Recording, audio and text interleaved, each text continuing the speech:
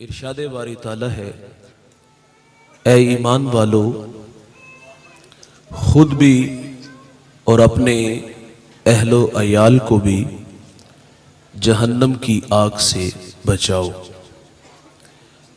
जहन्नम उसके गज़ब की जा है और वो नाफरमानों का ठिकाना है। ये दुनिया की आग का ईंधन लकड़ियां हैं और जहन्नम की आग काफिरों और पत्थरों से जलाई जाती है। उस पे फरिश्ते मुकर्रर हैं और वो किसी पे रहम नहीं करेंगे क्योंकि वो अल्लाह के हुक्म के पाबंद हैं। रवायत के लफ्ज़ हैं, अगर जहन्नमी को जहन्नम की आग से निकाल के दुनिया की आग में डाल दिया जाए तो फरमाया वो चैन की नींद सो जाए। जलते चिराग पे एक खूबरू जवान ने हाथ बढ़ाया और झटके में ही खींच लिया। सामने हुस्न सज के सामने खड़ा था। उसको खिताब करते हुए कहा कि मैं इस आग को नहीं सह सकता तो उस आग का मुकाबला कैसे करूंगा। चिट्टी चादर फुबना वाली दाग न लावी जणिया, हशर दिहाड़े फेर ना आखी हाल रब्बा की बणिया। कहा उस रसवाई से खुद भी बच और मुझे भी बचा। जहन्नम की आग साहिब तारकूल की तरह होगी, लुक की तरह होगी। ये दुनिया की आग की आदत है, ये थोड़ी देर के लिए आती है और जला के खाक का ढेर बनाती है, लेकिन वो तो जिस्मों के साथ ही चस्पा हो जाएगी। इतनी सख्त आग है। एक बुढ़िया किसी साहिबे नजर के बारगाह में हाजिर हुई और अर्ज करती है, हुजूरे वाला, मेरे बच्चे बड़े नालायक हैं, सुबह नमाज के लिए उठाती हूं लेकिन वो सुबह बेदार नहीं होते, ख्वाबे खरगोश के मजे लेते हैं और मैं उनकी आखिरत के मामले में बड़ी फिक्रमंद हूं। आप कोई अमल, कोई वजीफा बताएं कि मेरे बच्चे सुबह उठ के अपने रब को सजदा किया करें। कोई वजीफा है? तो आप फरमाते, बहन मेरा एक सवाल है। तो उसने अर्ज किया, हुक्म फरमाएं। तो आप फरमाते, बहन अगर अचानक उस कमरे में, जिस कमरे में तेरे बेटे बच्चे होते हैं, उसमें आग लग जाए तो क्या करोगी? तो कहा मैं चीखूंगी, उन्हें खींच के कमरे से बाहर निकालूंगी। तो आप फरमाते, बहन जहन्नम की आग इससे भी ज्यादा सख्त है।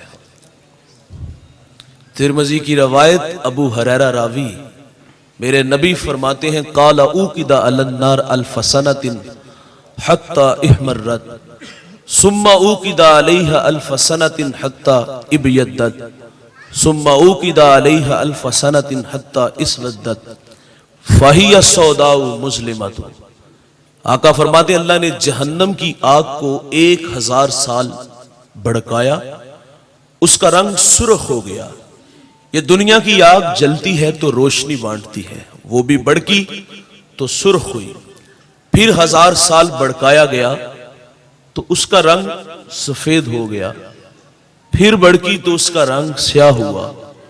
मेरे नबी फरमाते हैं, जहन्नम की आग का रंग आज भी स्याह का स्याह है। तो फरमाया, उस आग से खुद भी बचो और अपने घर वालों को भी बचाओ। हजरत उमर रदी अल्लाह ताला अन्हु अर्ज करते हैं, आका हम खुद तो उससे बचने की कोशिश करते हैं, तो अपने अहलो अयाल को कैसे उस आग से बचाएं? तो मेरे नबी फरमाते, अल्लाह ने जिन कामों का तुम्हें हुक्म दिया है तुम अपने बच्चों को दो, घर वालों को दो, और जिन कामों से अल्लाह ने तुम्हें मना किया है अपने अहलो अयाल को उनसे मना करो। आप नमाज पढ़ने जाते हो तो बच्चों को साथ ले जाओ। आप रातों को उठ उठ के कुरान पढ़ते हो तो अपने बच्चों को भी पढ़ाओ। आप दुखियों के काम आते हो तो ये आदत अपने बच्चों को भी डालो। आप किसी का सहारा बनते हो तो ये आदत अपने घर वालों को भी डालो। तो हम अपने घर वालों को कैसे बचा सकते हैं?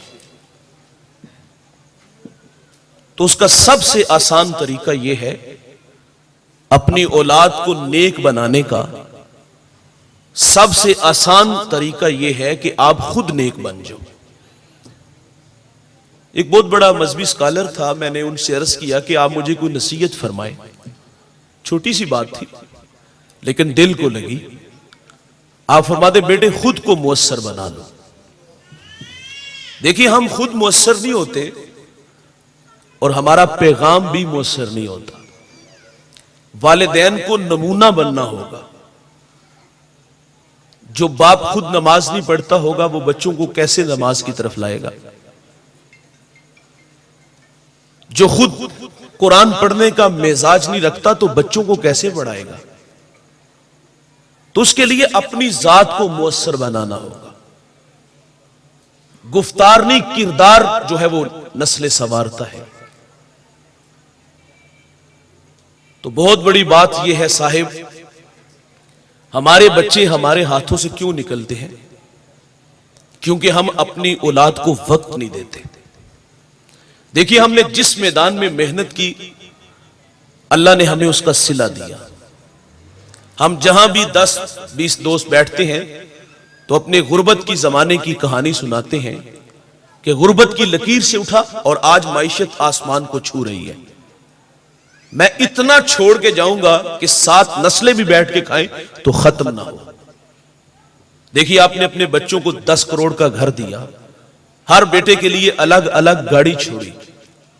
जिस मैदान में मेहनत की उसका रिजल्ट भी आपको मिला। लेकिन माजरत से हमारी आंखें बंद होती हैं तो हमने ये तमाशा देखा कि बच्चे जायदाद पे झगड़ते हैं। बाप को मना मन मट्टी के नीचे छोड़ाए, खुद एसी वाले कमरे में होते हैं और मदारस हुफ्फाज को लाकर बैठाया जाता है। बाप को कब्र की तन्हाई में छोड़ के आते हैं और सबसे पहला काम क्या करते हैं? बाप के कपड़े सदका करते हैं, बाप की चारपाई सदका करते हैं। क्यों? अब डर लगने लगा कि कहीं बाप के कपड़े पहनेंगे तो मौत का फरिश्ता ना आ जाए, चारपाई पे लेटेंगे तो कहीं मौत ना घेर ले। बाप की चारपाई सदका की, बाप के कपड़े सदका किए और बाप की दौलत पे सांप बन के बैठ के। ये हमें सोचना होगा ना, हमने अपने बच्चों को दिया तो क्या दिया? सिर्फ दुनिया का गम दिया? अपनी औलाद को आखिरत की कहानी क्यों ना सुनाई? सजदों की आदत क्यों ना डाली? अच्छे अखलाक क्यों ना दिए? उनकी नोक पलक क्यों ना सवारी? जिस मैदान में मेहनत की उसका रिजल्ट मिला।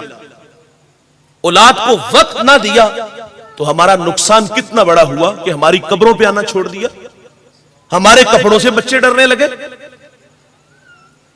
काश कि अपने बच्चों को हम आखिरत भी देते, तो उसके लिए जरूरी था कि हम अपने बच्चों को वक्त देते। मुझे किसी दोस्त ने बात सुनाई और उसकी बात सीधी दिल को जा लगी। किसी बड़े खानदान का बेटा था, उससे सवाल किया गया, कहा कि जान की अमान चाहूंगा, अगर आप नाराज ना हो तो एक बात कहूं। तो उसने कहा बोलिए। उसने कहा आपके वालिद एक हवाला है हमारे इलाका में, उनकी जात से हजारों लोग हिदायत याफ्ता हुए, लेकिन माजरत से आप में वो झलक नहीं नजर आती जो आपके वालिद की शख्सियत थी। आपके बिगड़े अखलाक हम अपनी आंखों से देख रहे हैं, तो इसकी वजह क्या है? तो उस जवान ने बहुत बड़ी बात की। उसने कहा हमारे साथ हादसा हुआ है। कहा वो क्या? तो उसने कहा हमारा वक्त भी आप लोग ले गए, यानी जो वक्त हमारा था वो वक्त भी आप लोगों ने ले लिया, तो हमने यही कुछ बनना है। अशफाक भाई से किसी ने कहा ना, बड़े लोगों के बच्चे बड़े क्यों नहीं होते? तो आपने फरमाया था कि बड़े लोगों के बच्चे यतीम होते हैं। हमारे पास वक्त ही नहीं अपनी औलाद को टाइम देने के लिए। मैं बात करूंगा मजदूर से लेकर बिजनेसमैन तक, मस्जिद से लेकर खानका तक। देखिए एक मजदूर है ना, वो चाहते ना चाहते हुए 8 घंटे मेहनत करता है। उसे पता है मैं किराए के घर में रहता हूं, इसका माहाना किराया देना है, बिजली का बिल देना है, बच्चों के लिए जो है वो खुराक का बंदोबस्त करना है, वो बीमार है, वो कड़कती धूप है या बरसते बादल है, कोई भी जो है वो मौसम है, उसने मेहनत करनी है तो सिला मिलना है। चाहते ना चाहते हुए 8 घंटे ड्यूटी को गया, टाइम दिया। और यार इसी तरह अपने बच्चों को भी चाहते ना चाहते हुए वक्त दिया गया। वक्त देने से नस्लें संवरेंगी। हमने बच्चों को वक्त ना दिया तो बच्चे किसी और के हाथों में खेले। मेरे रसूल सल्लल्लाहु अलैहि वसल्लम से ज्यादा मसरूफ कोई शख्सियत है? आज तो कहा जाता है हमारे पास वक्त ही नहीं होता, क्या करें इन बच्चों का पेट पालना है। वक्त होता तो जरूर देते। हुजूर से भी ज्यादा कोई मसरूफ शख्सियत होगी? अल्लाह के हबीब सल्लल्लाहु अलैहि वसल्लम ने अपनी जिंदगी को 4 हिस्सों में तकसीम किया था। एक वक्त खालिक के लिए था, उसमें मखलूक नहीं थी। सारी सारी रात अल्लाह के हुजूर खड़े रहते, यहां तक कि पांव मुबारक मुतवर्रिम हो जाते। सैयद आयशा रदी अल्लाह ताला अन्हा अर्ज करती हैं, आका आप सारी सारी रात मुशक्कत में पड़े रहते हैं, हालांकि अल्लाह ने आपकी बरकत से आपके अगलों पिछलों के गुनाह माफ फरमा दिए। तो हुजूर फरमाते अफला अकूना अब्दन शकूरा, क्या मैं अल्लाह का शुक्रगुजार बंदा ना बनूं? एक वक्त अल्लाह के लिए था, उसमें मखलूक नहीं थी, और एक वक्त मखलूक के लिए था। उन्हें ला इलाहा की दावत देते थे, उनके दुख सुनते थे, उनके दुख समेटते थे। और एक वक्त अपनी जात के लिए था, उसमें कपड़ों को पैबंद भी लगा लेते, जूता भी गांठ लेते, बकरी का दूध भी दो लेते, अपने काम खुद करने का मिजाज रखते थे। आज तो हमारे जूते उठाने के लिए अलग बंदा है, आज तकिया पीछे रखने के लिए अलग बंदा है, गाड़ी का दरवाजा खोलने के लिए अलग मुलाजिम है। हमारे तो नाज नखरे है ना। मेरे रसूल की जिंदगी कितनी खूबसूरत है, अपने काम खुद करने का मिजाज रखते थे, और एक वक्त अपने घर वालों के लिए था। सैयदा फातिमा रदी अल्लाह ताला अन्हा आप सारी सारी रात अल्लाह के हुजूर खड़ी रहती हैं, बच्चों को सुला देती हैं, खुद मुसल्ला बिछा लेती हैं, पेशानी अल्लाह के हुजूर झुका देती हैं। और एक दिन क्या कहती, या अल्लाह तेरी रातें कितनी छोटी हैं, रात बीत जाती है ज़ौक़े बंदगी नहीं पूरा होता, मुझे एक रात तो अता फरमा दे, मैं तुझे जी भर के सजदे तो कर लूं। इमाम ज़ैनुल आबिदीन रदी अल्लाह ताला अन्हु आप फरमाते मैंने तहज्जुद अपने बाप से सीखी। तवज्जो चाहूंगा, इमाम ज़ैनुल आबिदीन ने तहज्जुद बाप से सीखी, और आपके वालिद ने मां को सजदे में देखा। मां ने सारी सारी रात अल्लाह के हुजूर को खड़े देखा, और घर से सजदों का माहौल मिला, सजदे नस्लों में आए। वक्त देने से तामीर होती है। और देखिए यार, करबला के चटियल मैदान में जब हुसैन इब्ने अली अपनी जान का नजराना देते हैं, सुबहान रब्बी अलाला के नगमे अलामते हैं, तो इकबाल खिराज अकीदत किसको पेश करता है? सैयदा फातिमा को। वो कहता है रिश्ता ए आईन हक जंजीर पास्त, पास्त फरमाने जनाबे मुस्तफास, वरना गिरदे तुरबतश गर्दीद में, सजदा बरखा के ऊपाशीद में। इकबाल कहता है सैयदा तेरे वालिद की शरीयत का मैं पाबंद हूं, जकड़ा हुआ हूं, अल्लाह के अलावा किसी को सजदा जायज नहीं। वरना इकबाल कहता है आज जी चाहता है कि काबे की तरफ मुंह करके सजदा ना करूं, बल्कि तेरी कब्र की तरफ रुख करके सजदा करूं। काबे का तवाफ नहीं, तेरी कब्र का तवाफ करूं, क्योंकि जो काम तूने किया है वो दुनिया की किसी और औरत ने नहीं किया। नबी के घर की है इज्जत, नबी से सुनते हैं। अली के घर की है अजमत, अली से सुनते हैं। वो जिसने मुअज्जज किया घराने को, हुसैन पाल के दिया जिसने जमाने को। किरदार नस्लें सवारता है। नेपोलियन ने कहा था अच्छी माएं दो मैं तुम्हें अच्छी कौम दूंगा। बाप के लिए हुजूर ने फरमाया वो कोड़ा दीवार के साथ लटका के रखे, 2 वक्त का खाना, उसकी मेहनत अपनी जगह पे। लेकिन बाप की शफकतें, काम से फारिग हो तो मोबाइल को 2 घंटों के लिए बंद करके सराने के नीचे रख ले यार। हमारे पास जो वक्त बचता है वो हम मोबाइल के साथ खेलते रहते हैं। पहले माएं रात को सोने से पहले बामकसद कहानियां सुनाती थी, और आज बच्चे रोएं तो हम मोबाइल हाथ में थमा देते हैं। हम घर में होकर भी हाजिर नहीं होते, और आपको पता नहीं हमारा नुकसान कितना बड़ा होता है, और उसका नुकसान हम अपनी जिंदगी में देख के जाते हैं। मैंने बूढ़ों को रोते हुए देखा है, बच्चे घर से धक्के देके घर से निकाल देते हैं। हमारा सरमाया तो हमारी औलाद है, हमारी नस्लें हैं। काश कि हम अपनी औलाद पे भी तवज्जो देते। देखिए, बच्चा जब दुनिया में आता है ना, तो उस वक्त से शुरू हो जाता है उसकी तरबियत का आगाज।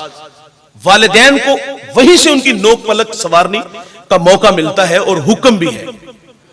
यार, जब बच्चा दुनिया में आए ना, तो हुक्म यह है कि उसके कान में दाइया की आवाज भी ना आए। उसके कान में सबसे पहली आवाज वो अल्लाहू अकबर की हो, क्योंकि बच्चा पहली आवाजों से मानूस होता है। और हमारे यहां बच्चा हो, मेरा ताल्लुक एक देहात से है, तो वो डेक ऑन कर लेते इस ख्याल से कि इसके कान में किसी गैर की आवाज ना पड़े। काबिले लानत आवाज डाल दी, गाने सुनाए उसको। बच्चा पहली आवाजों से मानूस होता है। सैयद आला हजरत ने लिखा है, बच्चा जब बोलने लगे तो उसको अल्लाह अल्लाह सिखाओ।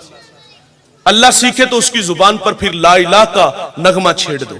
ला इलाह सीख ले, फिर उसको मुहम्मदुर रसूलुल्लाह की लोरियां दो। फिर आगे जो भी आपने सिखाना है। लेकिन माजरत से कहूंगा, हमारे बच्चे बोलना सीखते हैं तो क्या सीखते हैं? गालियां सीखते हैं। जब बच्चे ने पहली तोतली जुबान से गाली दी तो मां उस पर बहुत खुश हुई, उसकी हौसला अफजाई की। रात को जब अफरादे खाना जमा होते तो बाकायदा उसको छेड़ा जाता है, बेटा वो जो गाली मुझे दी थी वो दादा अबू को सुनाओ, अपने पापा को सुनाओ। और यार, ये कुछ सुनाने वाली चीज है? ये तो हमें अपने रवैयों पे गौर करना चाहिए था कि इसकी जुबान पे गाली कैसी आई। घर के माहौल से गाली सीखी, तकाजा था कि घर से गाली निकालते, अपनी जिंदगी से निकालते, लेकिन हमने उस पर हंस लिया। अच्छा, वही बच्चा जब बड़ा होके गाली देता है ना, तो हम कहते हैं हमारी बहू ने इसको तावीज डाल दी है। यार, उस बेचारी का क्या कसूर है? 1 महीना हुआ है वो आपके घर में आई है, 25 साल आपके ज़ेरे तरबियत रहा है, गाली का माहौल आपने फराहम किया है। तकाजा था गाली निकालते, हमने हौसला अफजाई की। नेपोलियन ने कहा, अच्छी माएं दो अच्छी कौम दूंगा। और बच्चे जवानों, कोरा कागज होते हैं, जो भी तहरीर लिखोगे वो अनमिट है। हमने गाली लिखी तो उसने गाली बोली। आओ मैं आपको एक मां की कहानी सुनाता चलूं। उसने अपने बेटे को मदरसे में भेजा। उस्ताद ने कहा, बेटा पढ़ो अल्हम्दुलिल्लाहि रब्बिल आलमीन। अज़बर था, सयक़ूलुस सुफ़हाउ मिनन नास। अज़बर था, तिलकर रुसुलु फद्दलना बादहुम अला बाद। अज़बर था, 14 पारे सुनाए। उस्ताद बड़े मुतासिर हुए। बेटे, जहां से 14 पढ़े, बकिया 16 भी उसी मदरसे से, उसी उस्ताद से पढ़ लेते। तेरे हिजे अच्छे हैं, मंजिल खूब है। तो बख्तियार काकी रहमतुल्लाह अलैह अर्ज करते हैं, उस्ताद जी, मैंने किसी मदरसे में किसी उस्ताद से जानुए तलम्मुस तय नहीं किए। तो फरमाया, बेटे ये दौलत फिर पाई कहां से? तो उसने अर्ज की कि उस्ताद जी, मेरी वालिदा 14 पारों की हाफिजा थी, मैंने मां से सुन सुन के हिफज कर लिए। और भाई, मां कुरान पढ़े तो बेटा कारिए कुरान बनता है। मां दूध पिलाए, सोने मोहम्मद पे दरूद पढ़े तो बेटा दश्ते नैनवा को मैदान करबला बना देता है। किरदार नस्लें संवारते हैं। क्लासरूम में उस्ताद बच्चों से सवाल करता है, बच्चों बड़े होकर क्या बनोगे? तो एक बच्चा कहता है डॉक्टर, एक बोलता है इंजीनियर। और एक बच्चे से पूछा, तू बड़ा होकर क्या बनेगा? तो उसने कहा, मैं बड़ा होकर सहाबी रसूल बनूंगा। यहां आकर के उस्ताद रुक जाता है। कहा, बेटे सहाबी वो होता है जिसने हुजूर का जमाना पाया हो, सर की आंखों से सोने मोहम्मद का दीदार किया हो, और तू 14 सदियों के फासले पे खड़ा है, तेरे दिल में ये शौक कैसे पैदा हुआ? तो उसने कहा, उस्ताद जी, मेरी वालिदा रोजाना सोने से पहले एक सहाबी रसूल का वाकया सुना के सोती है, तो मेरे दिल में शौक पैदा हुआ है कि मैं बड़ा होकर सहाबी बनूं। यहां रुक करके अर्ज करूंगा, बचपन में जिस मां ने अपने बच्चों को सहाबा का प्यार सिखाया होगा, और जब वो बड़ा हो और ये फितने का दौर है और घर घर में जो है वो शैतान सिर्फ लोग हैं, सहाबा को गालियां देने वाले लोग हैं, अगर उसके सामने, उस बच्चे के सामने कोई ये कहे कि 6 सहाबा के अलावा सब मफाद परस्त थे और सब जहन्नमी हैं, कोई अबू बकर के बारे में कहे कि उनका नाम लेने से जुबान गंदी होती है, तो क्या वो उसकी जुबान को गुद्दी से खींच नहीं लेगा? कि अबू बकर के बारे में मेरी मां बचपन में मुझे बताया था कि मेरे रसूल ने फरमाया मैंने जिसको भी दीन दिया उसने तामुल से, तरद्दुद से काम लिया। अबू बकर वो जवान है, मैंने इसको दीन दिया, इसने झोली में डाल लिया। वो कहेगा नहीं कि मेरी मां कहती थी कि अबू बकर वो है जिसके बारे में रसूलुल्लाह फरमाते मैंने दुनिया में सबको सिला दिया है, इसको कयामत के दिन मेरा रब ही सिला अता फरमाएगा। उसके सामने कोई ये कहे कि मुझे अपनी उम्र से इसलिए नफरत है कि इसका नाम उम्र है, क्या वो जुबान खींच नहीं लेगा? कि मेरी मां तो कहती थी कि उम्र मुरादे रसूल है, उम्र वो है जिसके बारे में मेरे रसूल फरमाया करते थे कि मेरे बाद अगर कोई नबी होता तो ये जवान होता। बचपन में मां सिखाती थी सहाबा का प्यार, और सिखाने से नस्लें संवरती हैं। आज गोद में क्या मिला? गाने। हमारे बच्चों को सहाबा के नाम आते हैं, हमारे बच्चों को गाने आते हैं, हमारे बच्चों को फिल्मों की स्टोरियां आती हैं, हमें जो ना फिल्में बनाने वालों की जो ना वो किस्से कहानियां आती है, सहाबा की जो है वो मोहब्बत सीने में नहीं, सहाबा के नाम नहीं आते क्योंकि हमने सिखाया ही नहीं है। किरदार से नस्लें संवरती है। मंसूर अलवी बहुत बड़ा राइटर गुजरा है, उसने कहा मैंने एक बच्चे से पूछा बड़ा होकर क्या बनेगा, तो उसने कहा मैं बड़ा होकर नूरुद्दीन जंगी बनूंगा। नूरुद्दीन जंगी जानते हो कौन है? सुभान अल्लाह। ये वो शख्सियत है जिसको हुजूर ख्वाब में मिले। सुभान अल्लाह। मैं सो जाऊं या मुस्तफा कहते कहते, खुले आंख सल्ले अला कहते कहते, हुजूर ख्वाब में मिले और फरमाया नूरुद्दीन जंगी 2 चत कब्रे कुत्ते मेरी तरफ बढ़ रहे हैं, उनका रास्ता रोको।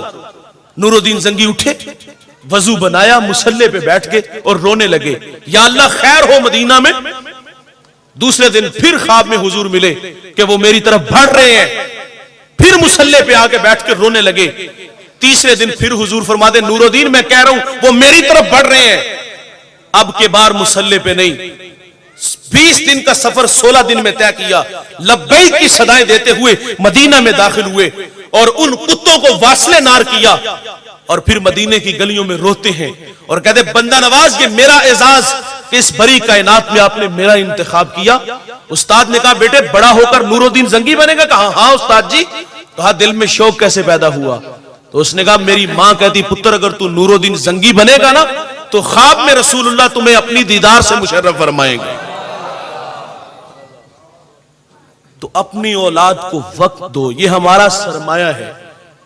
इन्हें हुजूर का प्यार सिखाओ, इनके सीनों में रसूलुल्लाह की मोहब्बत पैदा करो, इन्हें सहाबा के किस्से कहानियां सुनाया करो। यार ये बड़े होकर सहाबा के को मोहब्बत करने वाले होंगे। लेकिन हमने बच्चों को दिया क्या? सिर्फ दुनिया का दर्द दिया। वो पापड़ बेचने वाला, वो आलू छोले बेचने वाला आज वो करोड़ों का मालिक होगा और तू आज भी वहां का वहां है। हमने बच्चों को दुनिया का ही दर्द दिया, आखिरत क्यों ना दी? तो ये महीना मैं समझता हूं अगर इस महीने में हम मश्क कर लें, जाहिर है इस बरकत महीने में मजदूर जो है उसकी जो है वो जहां वो 8 घंटे मेहनत करता है वो 4 घंटे पर आ जाता है, और जो कारोबार करते हैं वो भी वक्त कोशिश करते हैं कि ज्यादा वक्त घर में गुजारा जाए। यार आप एक महीना मश्क करके तो देखें, अपने बच्चों को वक्त तो दे के देखें। देखिए हमारे बच्चे हमें महसूस करवाते हैं बचपन में कि हम उदास हैं आपके बगैर, हमें आपकी जरूरत है, लेकिन हमने बच्चे समझ के उन्हें नजरअंदाज किया। फिर एक वक्त आता है कि वो बच्चे कहते हैं ठीक है अब्बा जी आपकी जिंदगी अपनी है तो फिर मेरी जिंदगी भी अपनी है। और वो बच्चे जब हमारे हाथ से निकल जाते हैं तो फिर हम भागते इन आमिलों के पास कि कोई तावीज दे दे कि ये हमारी बात मान ले। काश के बचपन में इन्हें वक्त दिया होता, इनके साथ बैठ के खाना खाया होता, इन्हें अच्छे अखलाक सिखाए होते, अच्छे आदाब सिखाए होते, तो ये बच्चे बड़े होकर हमारे कदमों में खड़े होते। देखिए सैयदा फातिमा रदी अल्लाह ताला अन्हा मुसल्ले पे बैठ के रोया करती थी। हसनैन कहते हैं मां आप रोती बड़ा है, तो फरमाती बच्चों मुझे हुजूर की उम्मत की मोहब्बत रुलाती है। बेटी ने बाप को मुसल्ले पे देखा था। हुजूर उम्मत के मामले में किस कदर जो है ना वो रोया करते थे। घर में बाप को रोते हुए उम्मत के लिए तड़पते देखा तो सैयदा की भी यही कैफियत थी। और आप वो लम्हे याद कीजिए जब मेरे रसूल पर आजाब की आयतें उतरी थी तो रंग मुतगय्यर हो गया। आप मजमा सहाबा से उठ के बाहर गए, सहाबा ने थोड़ी देर इंतजार किया, तशरीफ ना लाए तो तलाश करना शुरू कर दिया। एक दिन, 2 दिन, हत्ता के तीसरे दिन का सवेरा तुलू हो गया। मिंबर उदास है, गलियां उजड़ गईं और बिलाल हबशी को जमाने ने मदीने की गलियों में चीखें मारते हुए देखा और सैयदा फातिमा घर में गशी पर गशी आ रही है। वासफ अली वासफ कहते शर्फ मकान का नहीं होता, मकीन का होता है। तीसरा दिन हुआ, सहाबा जंगल में गए, मैंने उस जंगल की जियारत की है, अब वहां घर बन गए। वहां एक चरवाहा देखा, उससे कहते यार तूने इस नाम का कोई शख्स तो नहीं देखा? उसने कहा इतना सोना नाम तो सुने पहली दफा है। हाँ इतना जानते हो, वो सामने गार देखते हो जिसका नाम जबले सला है, वहां एक जवान है जो सुबह भी रोता है शाम भी रोता है।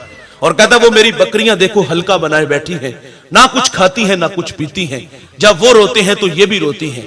साहबा ने पूछा वो रोने वाला क्या कहता है? उसने कहा जब उसके लब हाय मुबारक खुलते हैं तो वो रब्बे हबली उम्मती की सदाएं देते हैं। बेजान जिस्मों में जान आई, सहाबा अंदर दाखिल हुए। आंखें क्या देखती हैं कि हुजूर की पेशानी नोकीले पत्थर पे झुकी है और रो रहे हैं, अपनी माइशत के लिए नहीं, आपके लिए। और अपनी माइशत की कहानी तो यह है, अल्लाह फरमाता है महबूब आप कहो तो हम बतह मक्का को सोने चांदी का बना दें। लेकिन हुजूर फरमाते हैं, अर्ज करते मालिक मेरी आरजू है एक दिन खाना मिले, एक दिन भूखा रहूं। जिस दिन खाना मिले तेरा शुक्र अदा करूं, ना मिले तो मालिक तुझे सब्र करके दिखाऊं। और यह फकर हुजूर का इख्तियारी था। रो रो के आपके लिए दुआएं मांग रहे। और सैयदना सिद्दीक अकबर ने मिन्नत समाजी की, लेकिन हुजूर फरमाते उतनी देर तक सजदे से सर नहीं उठाऊंगा जितनी देर तक उम्मत के मामले में अल्लाह राजी नहीं कर देता। सैयदा फातिमा को खबर मिली, आप मदीने की औरतों को लेकर उस गार की तरफ बढ़ी। रावी लिखता है सैयदा के तन पे जो रिदा थी उस पे 14 पैबंद लगे थे। मालिके कौनैन हैं गो पास कुछ रखते नहीं, दो जहां की नेमतें हैं उनके खाली हाथ में। इमाम की बेटी है और सर पे जो रिदा है उस पे 14 पैबंद है। आप गार की तरफ बड़ी, सहाबा पीछे हटे, आप अंदर दाखिल हो गई। अर्ज करती अबू बेटी आई है, जिगर का टुकड़ा आया है, फअजलसहा फी मजलसिही, जिसके लिए मसनद बिछा देते थे फातिमा आई है। आंखें बरस रही है। हुजूर फरमाते उम्मत की मोहब्बत रुला रही है। अर्ज की अब्बा जान अल्लाह भला करेगा। फरमाया उतनी देर तक सजदे से सर नहीं उठाऊंगा जितनी देर तक अल्लाह वादा नहीं कर देता। सुनो दोस्तों, जब हुजूर ने सजदे से सर ना उठाया तो फिर सैयदा अपने अल्लाह से अर्ज करती हैं, मालिक मैंने सुना है जब फकीरों और दुर्वेशों की दुआएं मुस्तजाब नहीं होती तो वो सरों से पगड़ियां उतार के ऐ अल्लाह तुझसे भीख मांगते हैं, फिर तुझे अपने बंदों पे रहम आ जाता है। अर्ज किया मालिक आज तेरे नबी की बेटी फातिमा जिस पर तूने ततहीर की आयतों को नाजिल किया है, मैं सर से दुपट्टा उतार के अपने बाबा की उम्मत के लिए तुझसे भीख मांगती हूं। सैयदा का हाथ रिदा की तरफ बढ़ा। दोस्तों कोहराम मच गया, बादलों की ओट में सूरज ने मुंह छुपा लिया। ऐसा लगा कि कयामत आ गई। रूमी कहते फिर एक सदा उठी, पस निदा आमद जे यस्दा काए रसूल, मन दुआए फातिमा करदम कबूल, गर तलब कर दी जमीनो आसमां, जुमलाए बख्श दे मशदर यकजमा। कहा जबरील देर ना करो जल्दी जाओ, मेरे नबी से कहो कि सजदे से सर उठा ले, हमने फातिमा की दुआ कबूल कर ली है। जैसे आप कहोगे हम उम्मत से वैसे ही मामला फरमा देंगे। और यार नबी की बेटी ने अपने बाबा को सजदे में देखा तो आदत सजदों की पड़ी। बख्तियार काकी मां को कुरान पढ़ते देखते हैं तो 14 पारे सीने में उतार लेते हैं। और यार मोइनुद्दीन दीगर जितने भी बड़े बड़े लोग गुजरे हैं, कभी इनकी तरफ पलट के देखो तो पीछे किरदार बोलेगा। अभी अली हजवेरी की बात की गई, उन्हें इस दुनिया से गुजरे हुए 974 साल से ज्यादा का तवील जमाना बीत गया और साहिब पीछे किरदार था, मां का किरदार था। मां ने सवार के जमाने को इतना खूबसूरत बेटा दिया। इतना तवील जमाना गुजरने के बावजूद भी उसका नाम भी जिंदा है, उसका पैगाम भी जिंदा है, उसकी कब्र भी जिंदा है। अकीदत के फूल भी महंगे नहीं हुए। दिन का उजाला या रात का सन्नाटा, कड़कती धूप या बरसते बादल, वहां उस शाख का मेला लगा है। ये जिसने भी बदबख्त ने किया अल्लाह उससे गारत करे, लेकिन दाता की चौखट से हुजूम आशिका आज भी खत्म नहीं हुआ। उसकी कब्र पे रोशनियां आज भी उतरती हैं।